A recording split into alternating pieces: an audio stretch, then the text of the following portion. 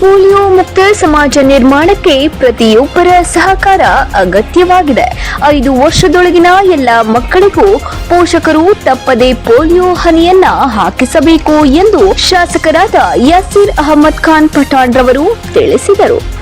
ಪಟ್ಟಣದ ಸರ್ಕಾರಿ ಆಸ್ಪತ್ರೆಯಲ್ಲಿ ತಾಲೂಕಾಡಳಿತ, ತಾಲೂಕು ಆರೋಗ್ಯಾಧಿಕಾರಿಗಳ ಕಾರ್ಯಾಲಯ, ತಾಲೂಕು ಮಟ್ಟದ ಸಾರ್ವಜನಿಕ ಆಸ್ಪತ್ರೆಯ ಸಹಯೋಗದಲ್ಲಿ ನಡೆದ ಪಲ್ಸ್ ಪೋಲಿಯೋ ಅಭಿಯಾನಕ್ಕೆ ಮಕ್ಕಳಿಗೆ ಪೋಲಿಯೋ ಹನಿಯನ್ನ ಹಾಕುವ ಮೂಲಕ ಚಾಲನೆಯನ್ನ ನೀಡಿ ಮಾತನಾಡಿದ ಅವರು, ಈ ಹಿಂದೆ ಪೋಲಿಯೋ ಲಸಿಕೆ ಪಡೆದಿದ್ದ ಮಕ್ಕಳಿಗೂ ರಾಷ್ಟ್ರೀಯ ಪಲ್ಸ್ ಪೋಲಿಯೋ ಅಭಿಯಾನದ ದಿನ ಮತ್ತೊಮ್ಮೆ ಲಸಿಕೆ ನೀಡುವುದು ಸುರಕ್ಷತೆಯ ದೃಷ್ಟಿಯಿಂದ ಅಗತ್ಯವಾಗಿದೆ.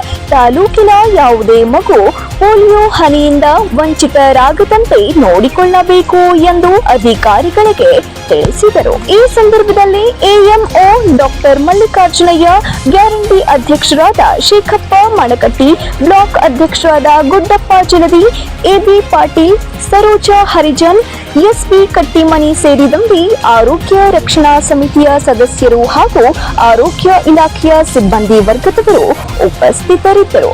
ಪ್ರವೀಣ್ ಕುಮಾರ್ ಕಾರ್ಯಕ್ರಮವನ್ನ ನಿರ್ವಹಿಸಿದರು. Suresh Eligar, 9 live news, Shiggavi.